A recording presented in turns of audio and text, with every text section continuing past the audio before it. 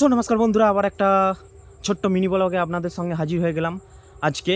তো আজকের মিনি ব্লগে শুধু এই বিষয়ে আলোচনা করব যে শিক্ষা মানুষের কতটা গুরুত্বপূর্ণ এবং শিক্ষা মানুষকে কত দূর এগিয়ে নিয়ে যেতে পারে। একটা রাষ্ট্র, একটা দেশ যেমন উন্নতির জন্য শিক্ষা অবশ্যই প্রয়োজন, তেমনি একটা সংসারে, একটা পরিবারে শিক্ষা অবশ্যই প্রয়োজন। শিক্ষা যদি না তোমার একটা পরিবারের, একটা সংসারের মধ্যে আসে, সেই সংসার কোনো দিন গ্রোথ করতে পারে না। হ্যাঁ, অবশ্যই অন্য কোনো কাজে গিয়ে তার ফিনান্সিয়াল কন্ডিশনটা গ্রোথ হয়ে যাবে, কিন্তু পরবর্তী পরবর্তী প্রজন্মকে আগিয়ে নিয়ে যাওয়ার জন্য অবশ্যই এডুকেশন মাস্ট দরকার।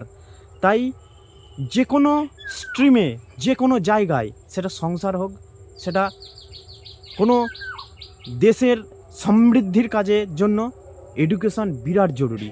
এবং এডুকেশন এমন জায়গায় পৌঁছানো উচিত যাতে প্রত্যেকটা পরিবারে, প্রত্যেকটা গ্রামে, প্রত্যেকটা পাড়ায় যেন ওয়েল এডুকেটেড ছেলেমেয়ে বা ওয়েল এডুকেটেড একটা সংগঠন তৈরি হোক, যেখানে শিক্ষাটাই আলোর দিশারি হবে, শিক্ষাটাই অগ্রগতির দিশারি হবে।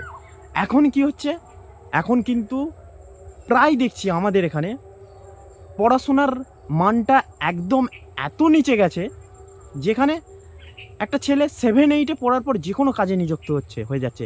অবশ্য তাদের দোষ নেই বা পরিবারের দোষ নেই, এখানে ইনভলভ হয়ে যাচ্ছে অ্যাকচুয়ালি দেখতে গেলে সরকার। শিক্ষাকে নিয়ন্ত্রণ করার উদ্দেশ্যই হচ্ছে সরকারের, সে কিভাবে করবে, কেমন করে করবে, সেটা কিন্তু দেখাশোনা তার দরকার। যদিও বা পরোক্ষভাবে এটা অ্যাকচুয়ালি যে কোনো পরিবারের পরে, কিন্তু সেই পরিবারের যদি ফিনান্সিয়াল কন্ডিশন খারাপ হয়ে যায়, সে অটোমেটিক তার ফিনান্সিয়াল পজিশনকে ডেভেলপ করার জন্য তাকে বিদেশে যেতে হবে বা যে কোনো কাজে লাগতে হবে, না হলে তার পরিবারকে দেখার কেউ থাকবে না।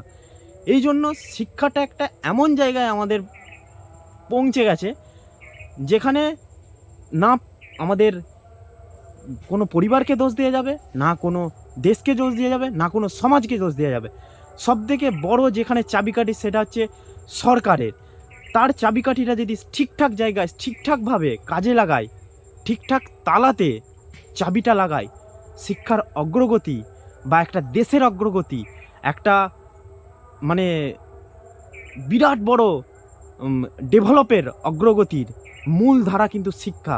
সেই শিক্ষাটা আমরা কিন্তু আস্তে আস্তে ডিক্রিজ, তলানির দিকে আসতে যাচ্ছি।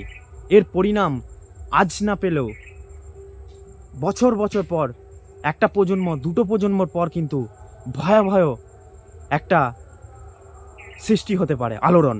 তাই যেমন প্রত্যেকটা পরিবারকে শিক্ষার দিকে দৃষ্টি এবং ফোকাস রাখার কথা আমি বলবো, প্লাস সরকারকেও এই দৃষ্টি বা ফোকাস দেওয়ার জন্য অনুরোধ করব। সেটা আজ হোক বা এখনই হোক। সো আজকের জন্য এইটুকুনি। দেখা হচ্ছে পরের ভিডিওয়। সুস্থ থাকবেন, ভালো থাকবেন।